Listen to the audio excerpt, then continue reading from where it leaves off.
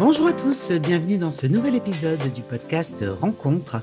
Aujourd'hui, j'ai le plaisir d'accueillir Anne Valentin. Bonjour Anne. Bonjour Cécile. Alors, je vous ai invité, tout d'abord, merci d'avoir accepté mon invitation. Je vous ai invité en raison de votre parcours qui m'a interpellée. Donc, vous êtes actuellement directrice adjointe du conservatoire régional à Nice. Et vous avez un parcours où au départ, vous avez une formation scientifique et la vie a fait que vous êtes épanouie dans le domaine culturel, notamment à Nice, où vous avez eu plusieurs postes en relation avec la culture, que ce soit dans l'événementiel, de toute façon on y reviendra plus tard. Un épisode important pour vous qui a été la direction de l'Opéra de Nice, où vous avez pu faire de magnifiques rencontres. Quelle est selon vous la rencontre de départ? Qu'est-ce qui vous a permis, vous? Quel a été le déclencheur de ce tournant dans votre vie? Le déclencheur, c'est qu'en fait, j'ai toujours besoin de me challenger quand je fais quelque chose. Mmh. C'est-à-dire que au bout d'un certain temps, je trouve qu'on peut avoir fait le tour de la question, Mmh. comme on dit, et qu'à un moment, il y a quelque chose qui ranime une étincelle et qui fait que vous avez envie d'y aller. Et souvent, ça, c'est grâce à des rencontres. Mmh. Alors, vous étiez en région parisienne. Votre première audace a été d'accepter de suivre votre directeur à ce moment-là, dont vous étiez responsable dans une association francophone à Paris. Donc déjà, vous changez de territoire et on vous propose il vous propose de le suivre et pour prendre un poste à la mairie de Nice. Et donc déjà, vous changez de lieu. Vous changez de lieu et vous acceptez le challenge. Oui. Oui, en plus, c'était une volonté. J'étais vraiment partie à Paris parce que je suis quand même une fille du Sud. C'était une vraie volonté de partir vivre à Paris. J'avais envie de faire une carrière à Paris. Mhm, Et effectivement, bon, ça n'a pas tourné comme j'aurais souhaité. mhm. Et puis, je m'entendais très bien avec cette personne. On avait vraiment professionnellement, c'était quelqu'un de très brillant. Puis un jour, il me dit, voilà, bon, Anne, je descends dans le Sud. Je m'en vais à Nice. J'ai un poste à Nice. Mhm, Est-ce que vous voulez me suivre? mhm. Et je crois que j'ai même pas vraiment réfléchi parce que j'avais envie de continuer à travailler avec lui. Ça m'ouvrait de nouvelles perspectives. Je savais pas vraiment ce que j'allais faire, Oui. comment j'allais le faire, dans une ville, même si j'étais du site que je ne connaissais pas, Mhm. Nice. Donc, j'avais pas d'attache à Nice. Je connaissais personne à Nice. Mais je me suis dit, pourquoi pas? Je crois qu'à l'époque, je devais en être quand même à mon 12e déménagement en une D'accord. dizaine d'années. Alors, ce qui est intéressant, c'est que du coup, c'est Nice qui vous a retenu. Oui. Ah Hein. oui, non, mais quand je suis arrivée à Nice, voilà, enfin, c'est à Nice que j'ai posé mes valises, vraiment, Mhm, quoi, voilà. mhm. C'est depuis, mais ça s'est fait, j'avais presque 30 ans. Sinon, j'avais passé beaucoup de temps à déménager, que ce soit quand j'étais enfant avec mes parents, après quand j'ai été étudiante, voilà. Et j'ai posé mes valises à Nice. D'accord. Bon, on reviendra après sur Nice, mais finalement, il y a un trio, il y a votre audace, cette personne avec qui vous avez une affinité professionnelle importante et un lieu. Oui, Hein, ah oui. ça me semble être. Et alors, donc, vous commencez donc aux relations internationales, et puis en 2003, vous devenez directrice de l'événementiel. Et vous considérez donc pour vous, hein, vous m'avez dit que c'était vraiment un tournant dans votre vie professionnelle. Vous avez géré notamment la salle de spectacle Nicaïa avec l'inauguration par Elton John. Quelles ont été les rencontres fortes pour vous à ce moment-là? Qu'est-ce qui vous a fait vous sentir bien à ce poste-là? Bah, ce poste, en fait, on m'offrait la possibilité de diriger un service. Ça a été le début où j'ai pris des postes à responsabilité avec un manager, une équipe importante et Mhm, avec un gros challenge parce que je me retrouvais à la fois avec une équipe on va dire, de chargés de projet, mais aussi avec une équipe de techniciens, c'est-à-dire avec des hommes, hein, une équipe d'hommes et tout ça. Vous mettez à la tête une femme. J'arrivais en plus après un homme aussi mhm, à la tête de cette équipe. Et donc, il faut savoir se faire respecter et aussi qu'on vous accepte mhm, dans le groupe. Donc, c'était un challenge, ça aussi. C'est-à-dire que là, c'était la première fois que je prenais un poste de direction. c'était de l'assumer. Et c'est vrai que en tant que directrice de l'événementiel à l'époque, j'ai fait plein de rencontres, notamment artistiques. Euh, Franchement, je crois qu'une très belle réalisation, un souvenir qui me Oui, restera, ça avait été avant que le tram existe à Nice, ceux qui s'en oui, souviennent, et que la place Masséna était libre. C'était une énorme fête de la musique qu'on avait fait à l'époque avec Guetta, d'accord. à l'époque où il n'était pas encore connu comme ce fut le cas. Et ce fut, je crois, la dernière fête de la musique à Nice qui a pu se faire. À l'époque, on pouvait encore faire des choses dans un contexte bon, sans problème, sans police, sans toutes les dérives. Entre la sécurité, oui, oui, Avec bien la sûr. sécurité qu'on a eue après, ça avait été un événement, je crois qu'on avait, je sais pas, 10 000 personnes. Mhm, Et ça avait été un challenge technique aussi à monter. Ça a été une relation avec les artistes. Voilà, ça reste. Et je pense qu'avec les équipes que j'avais à l'époque, c'est mhm, vraiment resté parce que ça a été la dernière. Voilà. Ça a mhm. été la dernière fois qu'on a pu monter un événement dans cette configuration-là. Et c'est sûr qu'après, quand on dirige l'événementiel, bah, c'est toutes les rencontres artistiques qu'on peut faire Mhm. et qu'on se rend compte de ces gens qui sont sur scène, qui derrière bon, bah, sont aussi des gens comme parfois comme vous et moi, qui sont fort facilement accessibles. D'autres, c'est Mhm. plus compliqué. Mais c'est très, très enrichissant. Et moi, j'aimais beaucoup aussi ce côté de backstage, c'est-à-dire comment on monte un événement. Voilà, Oui, tout ce qu'il y a derrière, tous ces gens qui travaillent jour et nuit, c'est-à-dire que vous arrivez, vous avez une esplanade, c'est vide, et en c'est 24 heures ou ça. 48 heures, Il y a on une est capable. fourmilière qui se met en place et tout ce qu'on a imaginé à un moment donné prend vie. Le rêve se réalise. Mais Mhm, c'est le métier du spectacle, mhm, c'est la magie du spectacle.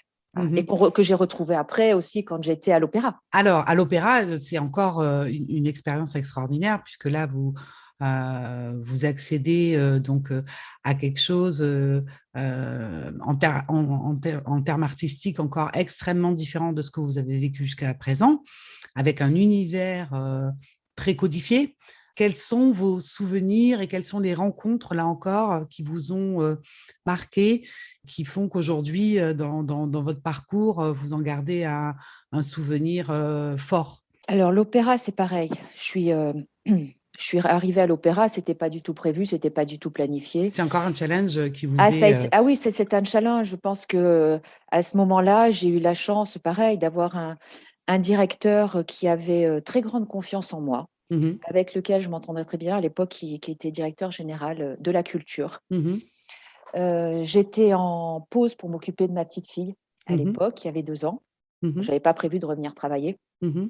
Le directeur de l'opéra était parti. Un jour, il m'a appelé. Il m'a dit, écoutez, Anne, voilà, je pense que vous pouvez y aller. D'accord. Je vous fais confiance. Vous avez le profil.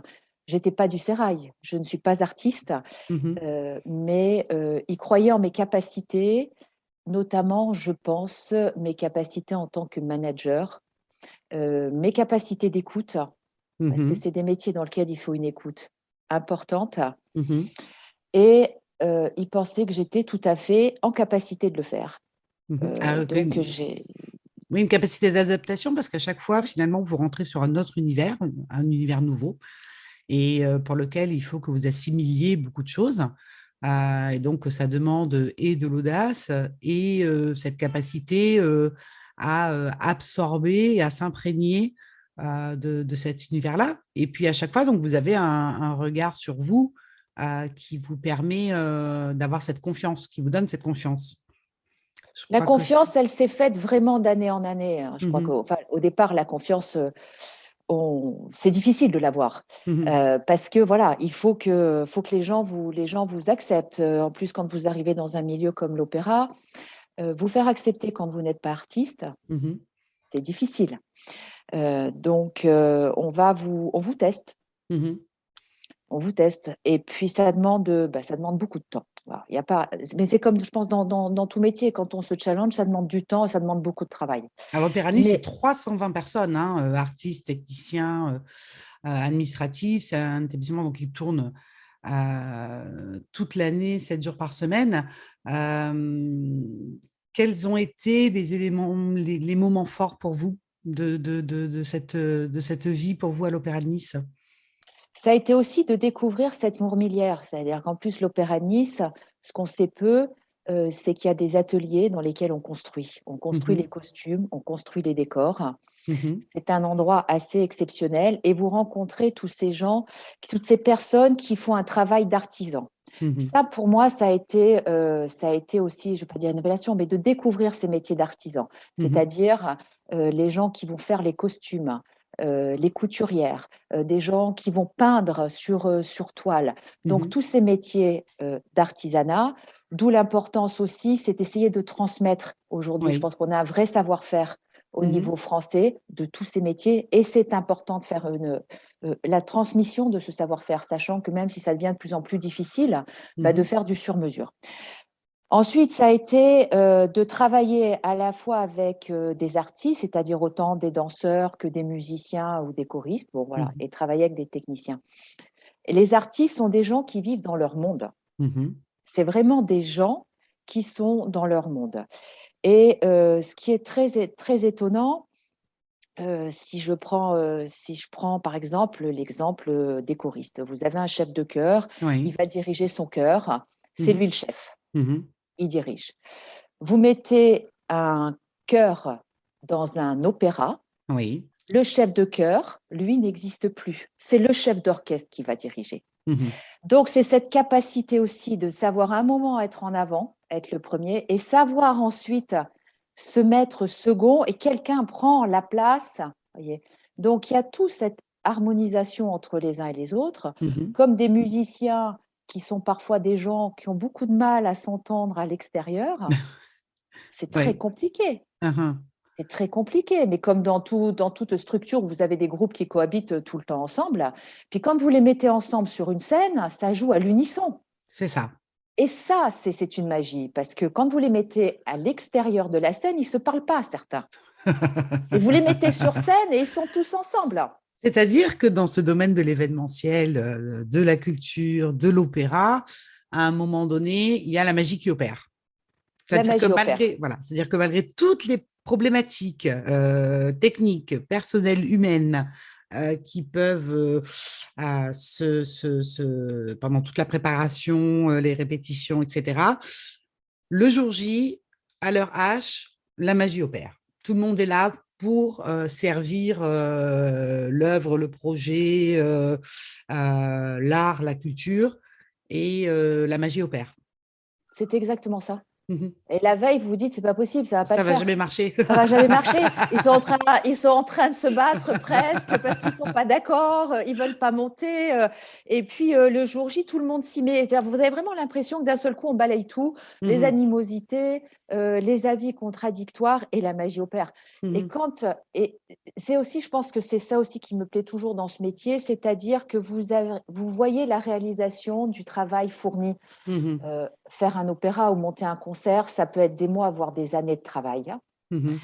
Et ce qui est passionnant, et pour eux, je veux dire, pour les gens qui sont dans ce milieu-là, que ce soit les artistes ou des C'est des techniciens, passionnés, c'est des sont des passionnés. passionnés. Puis je veux dire, vous construisez un petit truc, vous Mhm. construisez quelque chose, et à la fin, vous voyez la réalisation, vous avez toute la chaîne de projets pour aboutir à un spectacle. Mhm. C'est très gratifiant. Je trouve que c'est très gratifiant. Oui, ouais, ouais. Et puis c'est des gens voilà, qui vivent de leur passion et donc qui accordent, pour qui leur métier ait une énorme place dans leur vie, plus que dans certains autres métiers.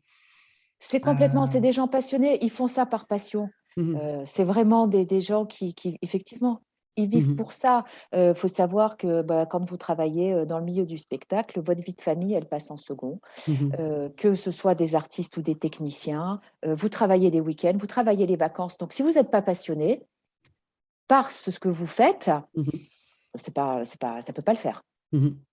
Alors, au final, dans votre construction personnelle, qu'est-ce que tout ça vous a apporté personnellement, entre la vision que vous avez de vous il y a 20 ans ou d'une carrière possible ou que vous construisez aujourd'hui, parce qu'aujourd'hui, vous êtes directrice adjointe du Conservatoire régional qui accueille 1800 élèves, 120 professeurs.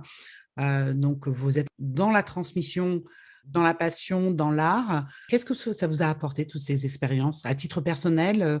Je crois que la première des choses, ça m'a donné confiance Mhm. énormément. Je Mhm. pense que voilà, si on revient 20 ans, 25 ans en arrière, Mhm. je pense que je me cherchais Comme Mhm. souvent, vous savez, quand vous n'avez pas dans votre vie, vous ne savez pas forcément vers quelle direction vous allez aller, vous vous cherchez. Je pense que je manquais de confiance, je me disais, est-ce que je suis capable, est-ce que je ne suis pas capable, on s'interroge.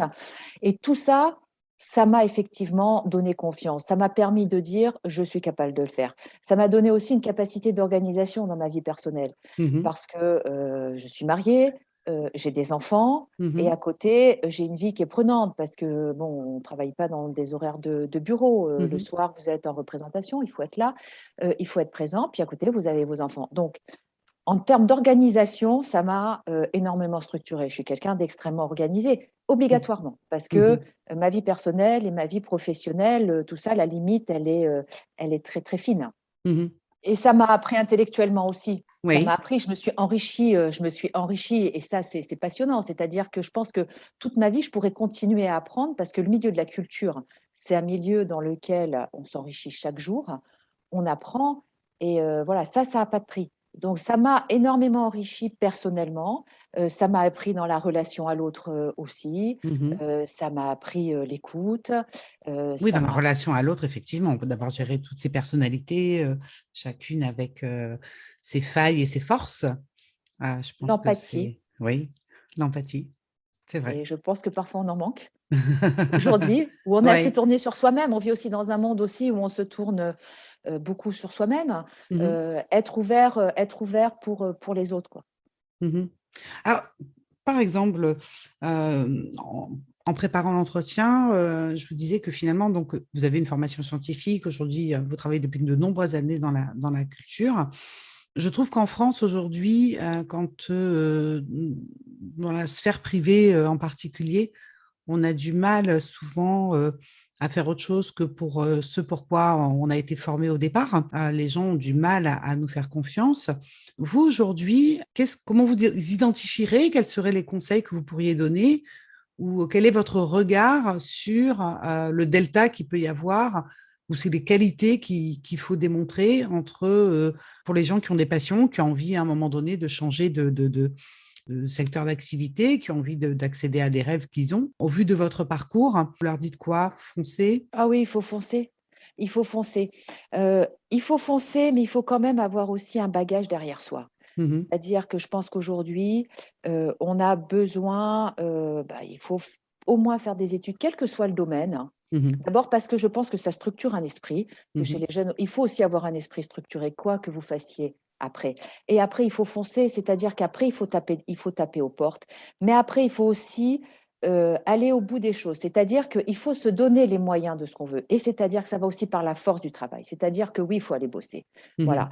Mhm. Je pense qu'aujourd'hui, on le voit chez beaucoup de jeunes, c'est-à-dire que, alors je sais que l'avenir est compliqué pour eux, peut-être, ils vivent beaucoup plus dans le présent. Mhm. Je pense que nous, on est une génération où on se projette dans l'avenir. Mhm. C'est-à-dire, on veut faire quelque chose. Mhm. Aujourd'hui, on vit dans le présent, mais il faut aussi penser à l'avenir. Mais penser à l'avenir, ça veut dire aussi, il faut travailler, il faut y aller. Des gens qui sont entrepreneurs et entrepreneurs aujourd'hui chez les jeunes, Mhm. je dis bravo, parce que c'est Mhm. pas facile. Mhm. Mais si on a de l'audace, si on travaille, si on tape aux portes, si on se relève les manches, il y Mhm. a de la place Bien aujourd'hui sûr. pour des jeunes qui sont entreprenants. Aujourd'hui, en plus, on voyage, on va à l'international. Les jeunes aujourd'hui qui sont entreprenants et qui veulent, il y Mhm. a de la place. Il faut y Mhm. aller, effectivement. Alors, on va terminer avec votre rencontre avec Nice, puisqu'on on disait en début d'épisode que c'est la ville qui vous avait finalement donné l'envie de vous installer. On parlait dans un épisode précédent avec une auteure, Carole Zalberg, parisienne, qui avait trouvé son lieu de vie en Corse et que c'était l'endroit qui lui avait donné envie, enfin, de poser les valises et de s'installer. Alors, j'aimerais avoir votre ressenti après toutes ces années sur qu'est-ce que vous avez trouvé à Nice qui vous a donné envie de rester. Quel a été quel est aujourd'hui, avec le recul, votre regard sur cette ville? C'est une ville magnifique. Moi, il y a trois choses à Nice pour moi qui sont superbes. Il y a cette magnifique baie des Anges, Mhm. voilà, la mer, la Mhm. montagne Ouais. et un aéroport international. Mhm. Et ça, c'est vous n'avez nulle part en France Mhm. une ville qui vous offre ça. Mmh. et en plus un patrimoine exceptionnel. Nice, moi, quand je suis arrivée, j'ai dit, je veux vivre dans le quartier de Cimiez. J'y ai Mmh. posé mes valises, j'en suis jamais sortie. On ne me sortira jamais de ce quartier. Pour moi, c'est le plus bel endroit de Nice. On y trouve les plus belles maisons, les beaux Oui. palais. On a de la verdure, on a des jardins. On domine cette magnifique baie. Mmh. C'est, enfin, je veux dire, vous emmenez n'importe qui sur les hauteurs de Nice, tout le monde tombe amoureux. Alors, on va passer aux fameuses questions que je pose à l'ensemble de mes invités sur les épisodes NITS. Alors, la première question que je voulais vous poser, c'était quel est votre plat niçois préféré? Je ne sais même pas si j'en ai un seul parce que la cuisine niçoise, je crois que c'est une de mes préférées. Donc, je suis devenue, alors, et que je réussis très bien, les petits farcis, bien sûr, les petits farcis Ah, niçois, le pambagna niçois. Ça, c'est une la constante, base, notamment de base, de l'été, quand on part faire des pique-niques. c'est Hein. ça. Donc, ça, voilà, le pambagna niçois et les petits farcis. Enfin, pour moi, je ne peux pas. Impossible de faire C'est la dope. l'impasse. Ah, c'est impossible de faire l'impasse. De toute façon, je trouve que la cuisine niçoise, c'est une des meilleures. Oui, alors c'est vrai qu'on a une grande richesse culturelle à Nice, hein, en termes d'histoire, d'architecture, de cuisine. On a le Nice Art. Enfin voilà, c'est vrai que c'est une ville On a du vin. extrêmement. On a du vin. Alors mon autre question, c'était si vous deviez faire découvrir Nice à quelqu'un qui ne serait jamais venu, où auriez-vous envie de l'emmener? Je pense que je l'emmènerai sur la colline du château Oui. parce que pour moi, c'est le point de vue qui culmine à Nice avec une vue exceptionnelle à 360 degrés. Voilà. Je Mhm. pense que c'est le point le plus beau de Nice avec la vue la plus somptueuse. Et puis, franchement, je l'emmènerai dans le vieux Nice Mhm. D'accord. pour voir notre patrimoine. D'accord. Et enfin, donc la question que je pose cette fois à l'ensemble de mes invités pardon, sur Podcast Rencontre, c'est si toutes les rencontres étaient possibles, du passé, du présent, un personnage réel ou fictif, avec qui auriez-vous envie de passer un moment privilégié, un dîner? Il y aurait deux femmes. D'accord. Il y aurait, je pense, Anne-Sophie Pic, qui est Ah, grand oui, chef étoilé, oui, parce qu'elle fait un métier aujourd'hui qui est compliqué, car son vent était réservé aux hommes. d'accord. Elle s'est fait un nom. Et pour moi, la cuisine à ce niveau-là, ça relève de l'art. C'est ça. Donc, voilà, je pense qu'elle puisse m'expliquer comment, dans son esprit, on peut inventer ce qu'elle invente. Elle est extrêmement innovante. Elle est Voilà. extrêmement innovante. Alors, je la suis sur LinkedIn, voilà, et elle est en train de développer des. Alors, je vais le dire très mal, tellement moins bien qu'elle, parce que je savais pas du tout que vous alliez dire Anne-Sophie Pic. Elle est en train d'inventer, enfin, d'essayer de développer des boissons non alcoolisées mais d'une finesse, d'une délicatesse. Voilà, elle est dans l'invention pure. Voilà, je vous conseille je mettrai peut-être le lien, voilà, parce que Bah oui. j'ai trouvé ça tellement innovant, voilà, par rapport à ce qu'on a l'habitude de voir et de lire. Et j'ai trouvé ça extraordinaire qu'elle ait envie de se lancer là-dedans. Voilà, en plus des boissons non alcoolisées, donc pour tout le monde, avec des ingrédients extrêmement nobles, extrêmement purs, extrêmement travaillés en même temps. Et j'ai trouvé que c'était voilà, une preuve supplémentaire de son caractère extrêmement innovant dans son domaine. Voilà. Je pense que Et ça serait passionnant de dîner avec elle.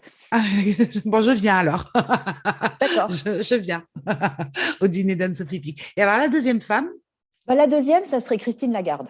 ah oui. Parce que c'est pareil, moi, je suis toujours, voilà, quel parcours, Mm, voilà, quel parcours. C'est une femme aujourd'hui voilà, qui dirige le FMI, mm, qui a eu un parcours exceptionnel, d'une intelligence hors norme. mm, Voilà, donc c'est par parcours de femme, pour moi, comment on peut arriver à un tel niveau, comment elle a mm, pu se construire dans un milieu qui devait être extrêmement extrêmement compliqué de requin, compliqué. etc., ou Oui. faire sa place en tant que femme, et arriver là où elle est, voilà, pour moi, c'est une grande dame. Mhm. Et j'adorerais qu'elle me raconte son Elle force parcours de votre vie. admiration, en tout cas, Complètement. et vous auriez envie d'en savoir un petit peu plus sur elle dans un échange un peu plus intime. Oui. Mm. Eh bien, écoutez, un grand merci, Anne-Valentin, d'être venue sur Podcast Rencontre. J'invite les auditeurs à partager cet épisode et si vous le souhaitez, à poser des questions en commentaire sur les réseaux sociaux. On se fera un plaisir d'y répondre. Encore un grand merci, Anne. Merci, Merci. Cécile. Au revoir. Au revoir. Merci à tous, j'espère que vous avez passé un agréable moment en notre compagnie. Pour ceux qui découvrent, je vous invite à être curieux, à explorer d'autres thématiques, à rencontrer mes autres invités au travers de leur épisode. Podcast Rencontre, c'est chaque jeudi un nouvel épisode. Je suis Cécile Baeza, consultante en communication digitale, et si vous avez envie de soutenir ce podcast et l'aider à grandir, le meilleur moyen est de vous abonner et de partager vos épisodes préférés. À bientôt!